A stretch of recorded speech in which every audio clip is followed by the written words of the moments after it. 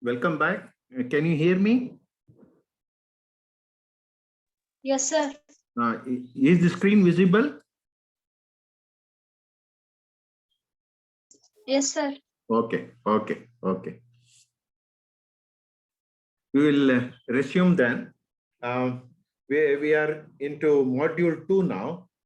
In module 2, we are going to discuss the three important abstractions of rainfall or losses of rainfall, starting from evaporation, then on with evapotranspiration, and finally with infiltration. In module 3, we discuss the most important abstraction or loss of rainfall, that is runoff. Hydrologically, this is something which has a lot of relevance for design of facilities. So there are various methods by which we can understand this runoff. The classical method with which we started holds the key even today, that is hydrograph. So we will discuss a lot of that. But again, I want each one of you to practice everything what we discuss in this particular subject of hydrology using graph sheet. Already we have done enough using graph sheet, and all discussions, whatever I did, has happened with the help of Excel, which is not available to you in the examination. Because of which, again, I urge each one of you to use graph sheet and understand every numerical as better as possible. Whereas the module 3 and even to some extent module 2 will also incorporate use of graph sheet. So that way you please don't ignore for any reason that you can heap things and learn it towards the end. As and when a particular topic gets completed, I want you to practice that on a graph sheet, just in case if you have any doubt, we need to discuss. Most of the things what I do in Excel are so automatic and transparent, we need not struggle for calculation. Whereas the same thing is not true when you do it manually using graph sheet. So that way, not only one time you have to practice, you may have to practice at least 2 to 3 times. So from that viewpoint is very, very important. Don't ignore this. But I don't know how many of you have completed as at the topics which are from part 1 or module 1. Again, I insist that you all should do it once again, because very soon I may have to provide some kind of questions which are part of your assignment. So while completing those assignments, unless you clear the doubts in full detail, it may not be possible for you to complete satisfactorily. So that way, you please look into that and complete that. Now let us get on to each one of them, one after another. So first of all, so we have to talk about evaporation. So the class notes for this also is given very much in advance. So I think that forms a good reference for you. So we'll go back to the class notes. Here. Evaporation. So in this evaporation topic, we are going to discuss its introduction, the process, factors affecting evaporation, a measurement using various methods, the field methods or the laboratory methods, and also the empirical equations which are useful for measurement of evaporation. So here, what is evaporation? Evaporation is nothing but escape of water molecules back to the atmosphere under abetting conditions, under favorable conditions. In most of the cases, the favorable condition is nothing but the temperature, that is something which happens during the day due to sunlight. So more the temperature, more would be the evaporation. Less the temperature, less would be the evaporation. So the evaporation which happens from water bodies is something which is a very important aspect of our hydrologic cycle. Much of the evaporation which happens is from ocean surface. And so as it would happen even from all other water bodies like rivers, lakes, tanks, etc. And you also should understand that unless we check this evaporation effectively, by some natural means to a certain extent possible, we would be losing this resource to a great extent due to evaporation. It is estimated that the field experiments prove that what all water we store as surface water, either in tanks or what we have in rivers, gets back to the atmosphere to an extent of 30%. Suppose if you store 100 units of water, out of which 30 units goes back to the atmosphere as evaporation. That is, almost 1/3 of water is lost because of evaporation. Nowadays, since the water availability is scarce, there are a lot of good methods which are being adopted, innovative methods which are being adopted in order to reduce this evaporation. But we cannot and we should not completely eliminate evaporation also. Some kind of humidity in the atmosphere is a necessity, and evaporation is a natural component of hydrologic cycle. All these things must go on. But naturally, whatever tolerance which needs to be set for evaporation has to be maintained. From that viewpoint, let us look at all these topics. Evaporation is one of the major abstractions of precipitation. This we have said. Evaporation is the process with which liquid assumes gaseous states from the free water surface and then get back to the atmosphere. So here, from fluid mechanics also, it is a worthwhile point for you to understand when water boils, it evaporates into the atmosphere. And this boiling can happen even under room temperature if the elevation of the place is too high. That is, at very high altitudes, probably in the Himalayan region, the boiling of water can happen even at room temperature. That is, it is very close to the vapor pressure of the liquid. So that is something what you need to understand. There are two main factors which influence evaporation. The supply of energy to provide latent heat of vaporization, the ability to transport the vapor away from the evaporating surface. To put it in a nutshell, the temperature, the wind, the altitude of the place, all these things play a major role in making this evaporation possible. Less or more depends on combination of these three important things. When you talk of temperature, more the temperature, more is evaporation.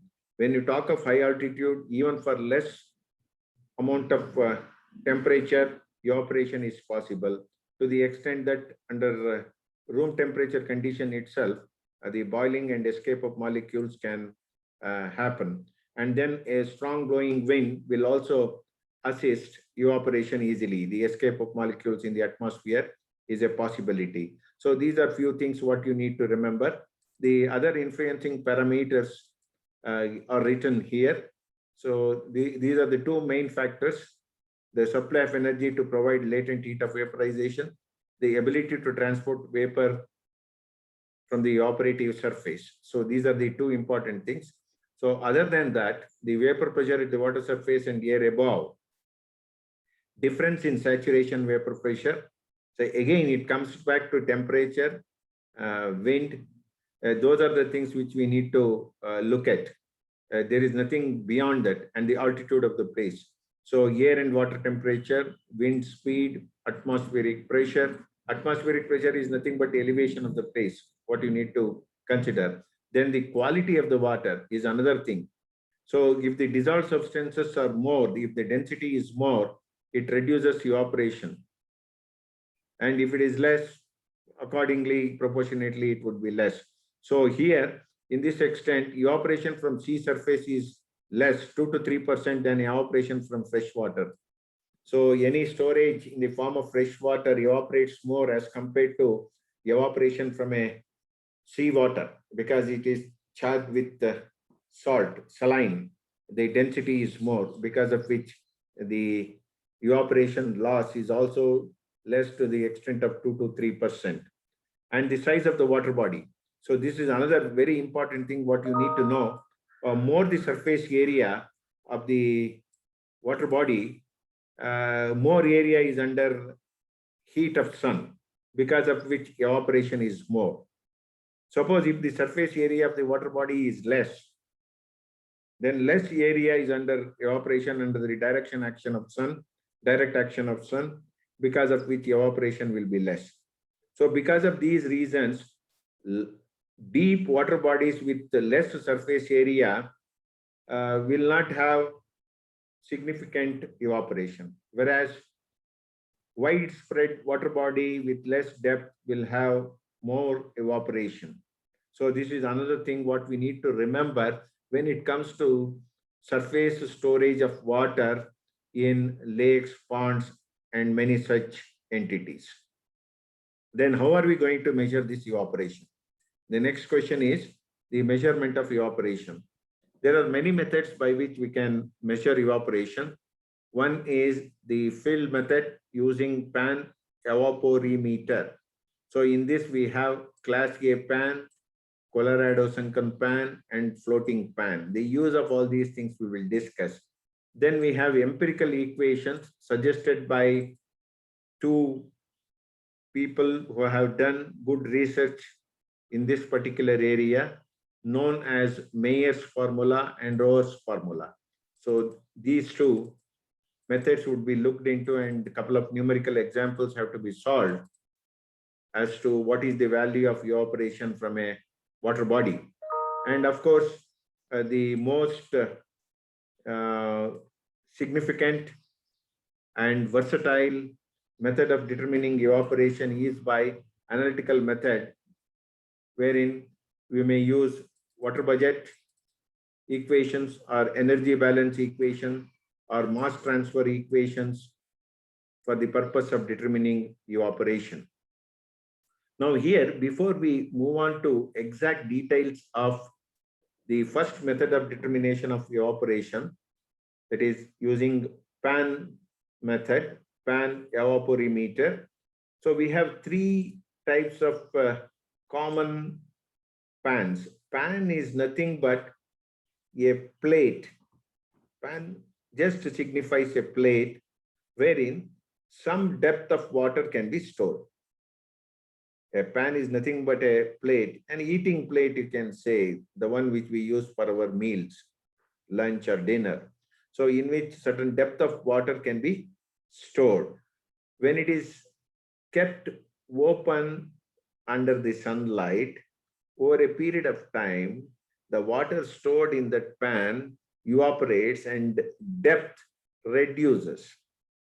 Therefore, by knowing the initial depth of water in the pan and also knowing the final depth of water in the pan after keeping it in sun for a certain period, we will be able to understand what amount of water is lost from the pan.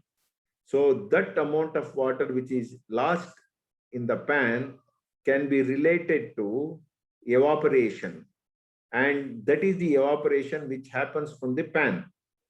Whereas in order to make the value correct for the purpose of determining evaporation from the water body, some corrections has to be applied for the reason that the conditions under which the evaporation happens from a pan is different from the conditions in which evaporation happens from a large water body. Some corrections have to be applied, for which reason we use what is known as pan constant or pan coefficients. So here, the three types of the pan, whatever we have, the class A pan is suggested by Bureau of Indian Standards. Colorado sunken pan is something which we have from USVR, United States. This floating pan is another option. What are the differences between each of these things? Class A pan is a land pan. It is kept on the land. Colorado sunken pan is a pan which is kept or to a certain extent buried in the soil. Floating pan is something which floats on surface of water. What is the major difference between each of these things? If you take, for example, Colorado sunken pan, if you are measuring the evaporation from soil, in which case the conditions are best realized by Colorado Sunken pan. Whereas if you are measuring the loss of moisture from a water body, a floating pan may realize better equal conditions and may provide better result as compared to Class A pan. So it is nothing but cases of how best you can match field conditions when it comes to measurement of evaporation. Better you match with the field condition, better are your results from the pan you obtain. So that is something what you have to keep in mind. Then going further, so how does a pan evaporimeter look like? So here an ISI Indian Standard Institute, right? Bureau of Indian Standards, evaporation pan is shown. This is as per Indian standards 5973-1970. It is also known as modified Class A pan. The dimensions are mentioned here. So you look at the dimensions. They're all standard dimensions. On the basis of lot of field observations, it is being done. So the diameter, it is a circular in cross section. The copper sheet by the side for better transmission of temperature, and then a gauge here within for measurement of depth of water, a stilling well in order to keep at bay the disturbances to the water which can happen for whatever reason, and then the pedestal of wood at the bottom which takes care of insulation of temperature from below, that is the same temperature being maintained for the purpose.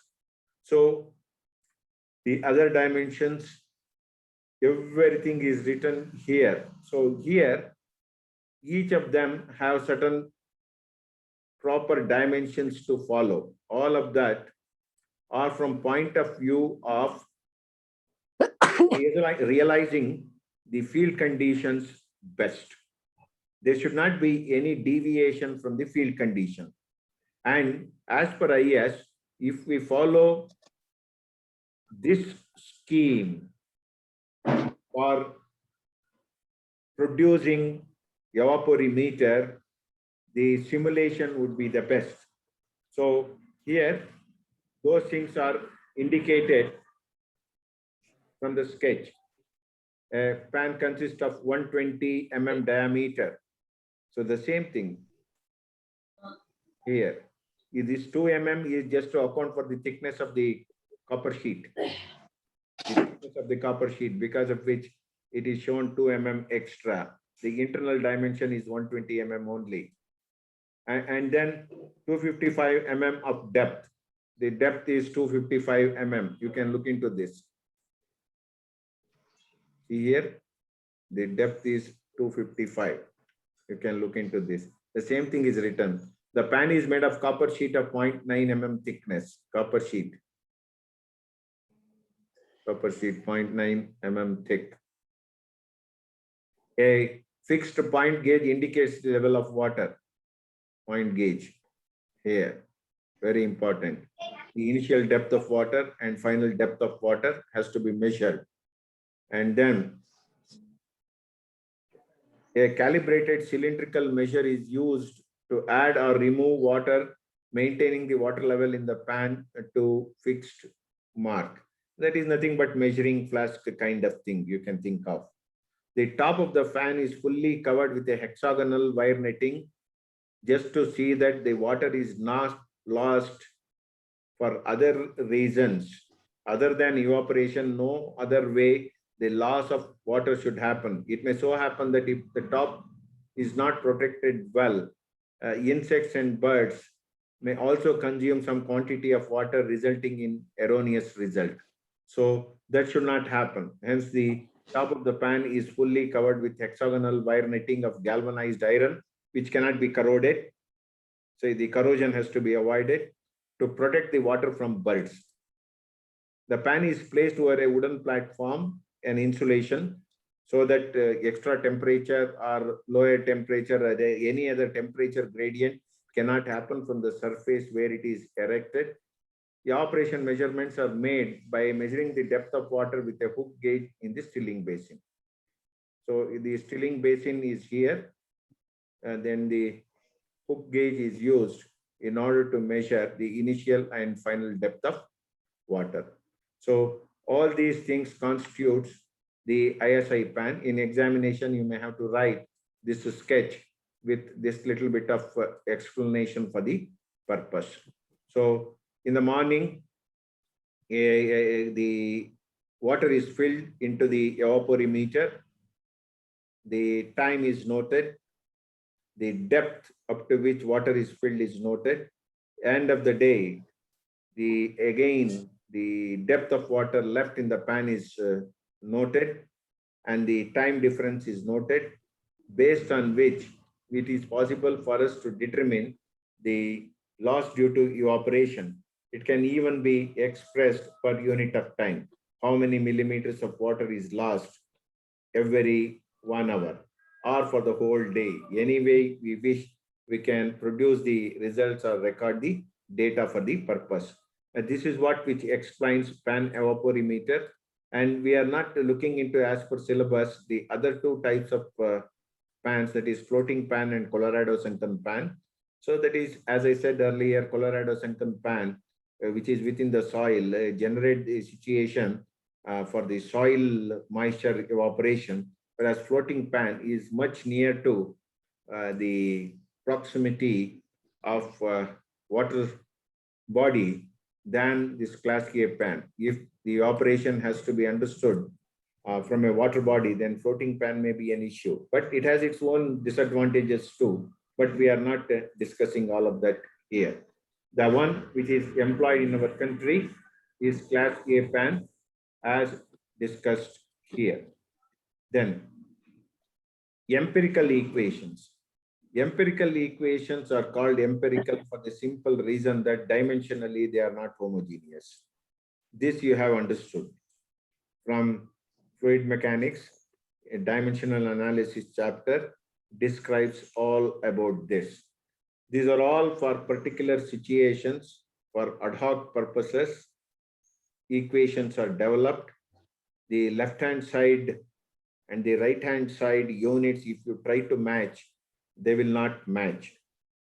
And some of the terms have to be entered on the right-hand side with the different units to get the result for the dependent variable on the left-hand side in predetermined unit. So there are two equations to look at. One suggested by Mayer, known as Mayer's formula in the year 1915. The other suggested by Rover's formula suggested in the year 1931. Both look more or less similar, but Mayer's equation looks a little simpler than Rover's equation. Rover's equation is a refined version of this Mayer's equation. If you wish to look into this Mayer's equation itself, you just understand the various terms in this equation. EL represents lake evaporation in millimeter per day. These units cannot be changed. They will remain as it is. Please understand, this cannot be changed. They will remain as it is. Lake evaporation in millimeter per day, EL. Then Km is a coefficient for various other factors with a value of 0.36 for large deep waters and 0.5 for small shallow waters. So here itself you can understand what we discussed, how evaporation is influenced. A large deep water with less surface area will have less evaporation, because of which the coefficient for that is 0.36 as compared to 0.5 for shallow water surface, which is having more area and hence more evaporation. So for deep waters, use 0.36. For shallow waters, use 0.5. Even if it is not part of the problem statement, you can assume Km anywhere between 0.36 to 0.5, depending on the purpose. If as a problem statement, if they mention it is a deep water body, take 0.36. If it is a shallow water body, take 0.5. If nothing is mentioned, you are at liberty to assume anything between 0.36 and 0.5.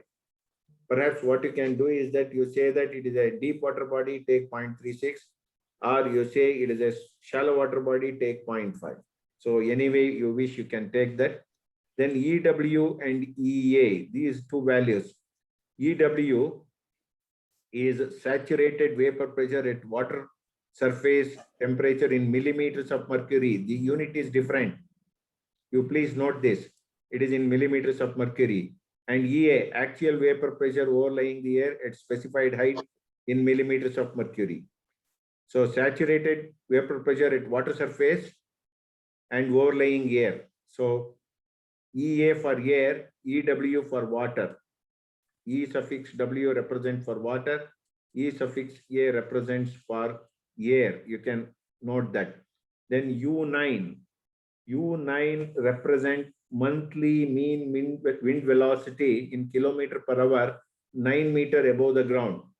And many a times they may not give the value of the wind velocity 9 meters above the ground. They may give for different elevation, which needs to be converted to 9 meters above the ground. In order to make that happen, you have to use this equation. And this equation represents for any height h, what is the value of velocity, wind velocity, where c is a constant, I will come to this. They will mention some value of the velocity at certain height, let us say. That velocity is known, that height is known, you can calculate the constant, you can determine the constant. Once you determine the constant, for any given height, you can determine velocity. So this equation is very useful just in case if the wind velocity is not mentioned for 9 meters above or U9 is not mentioned. So we may be running out of time in 10 minutes. Till then, we will continue. Then EW, in some cases, may not be mentioned directly. The temperature of the place may be given. So in which case, you may have to use this equation. Some cases, instead of EW value, the temperature of the place would be suggested. Use this equation to determine EW. Then rest all other things are direct substitutions in the equation to obtain the value of lake evaporation.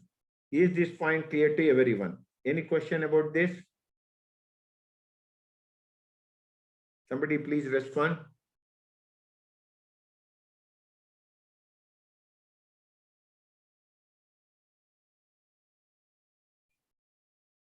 Please. Is this clear? Yes, sir. Okay. Then the Rover's equation is also more or less similar, but involves some extra coefficients and some extra parameters here. EL, as it is mentioned. You have EW, EA, as it is, as mentioned above in Mayer's equation.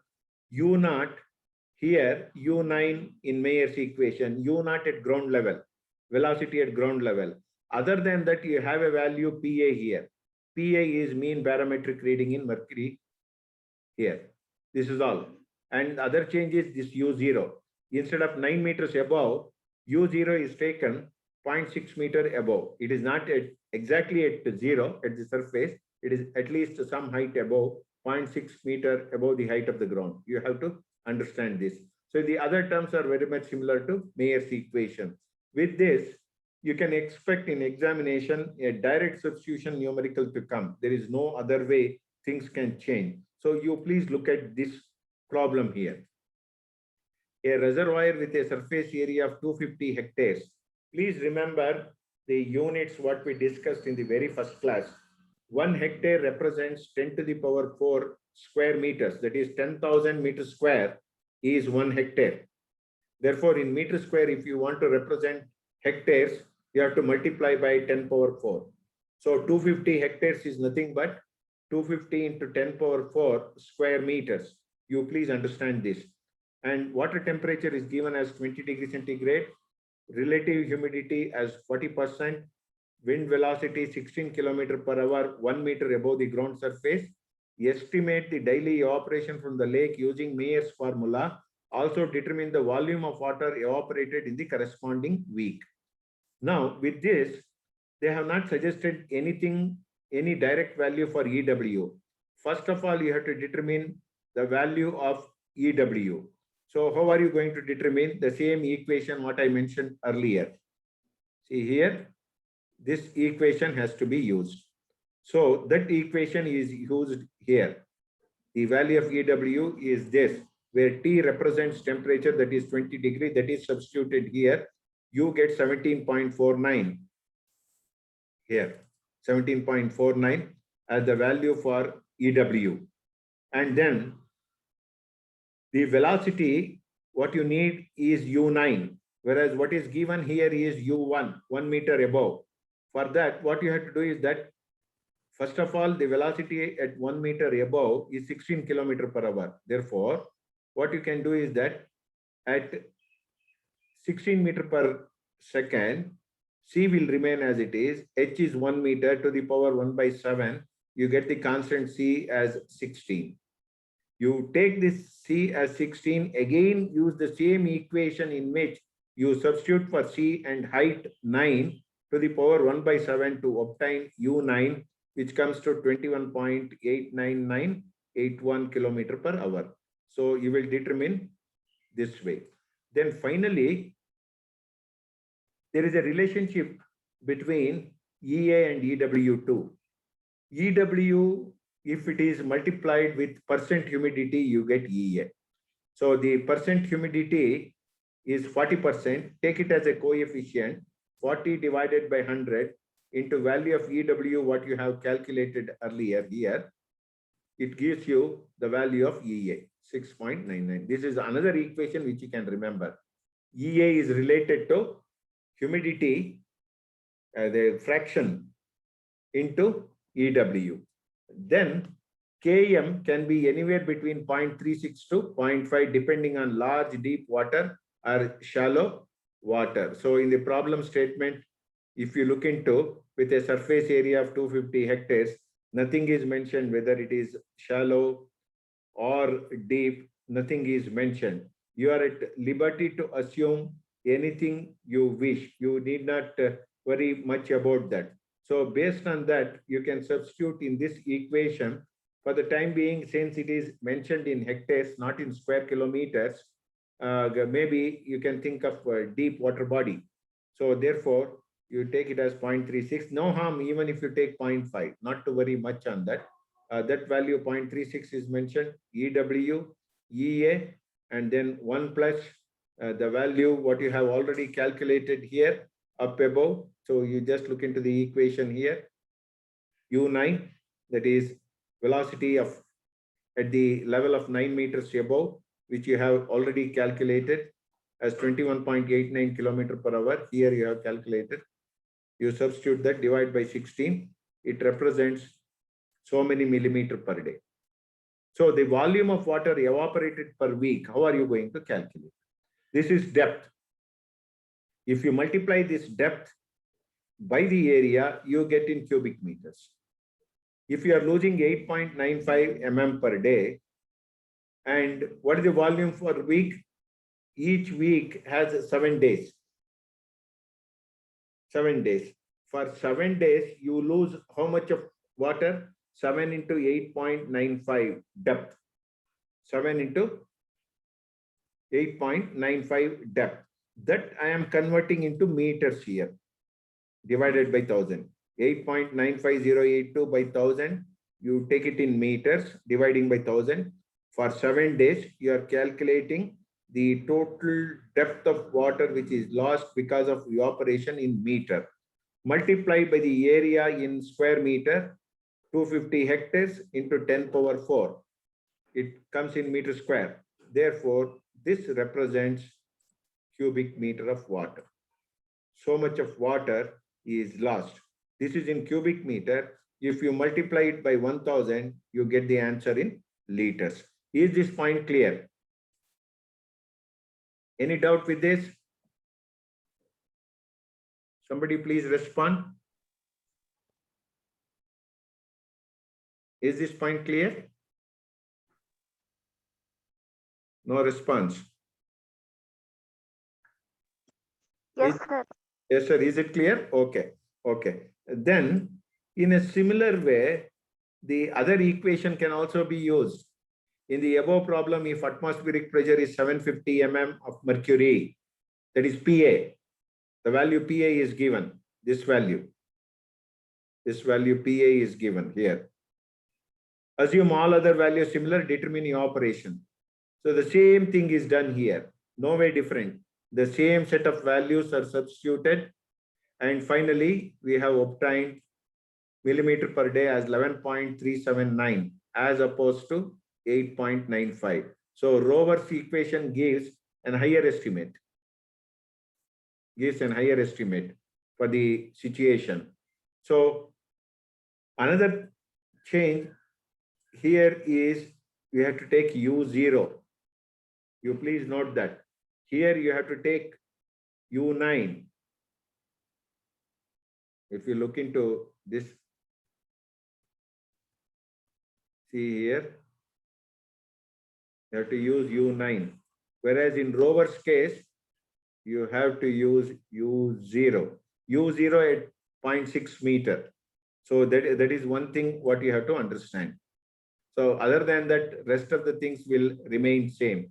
So in this rover's equation, whatever you write here, whatever you calculate, that is determined for a height of 0.6 meters. So that is very, very important. You have to understand that very clearly. Look here, this is U0 value here. Whatever you multiply U0 here, see here, this is U0. This is what you have to understand, directly determined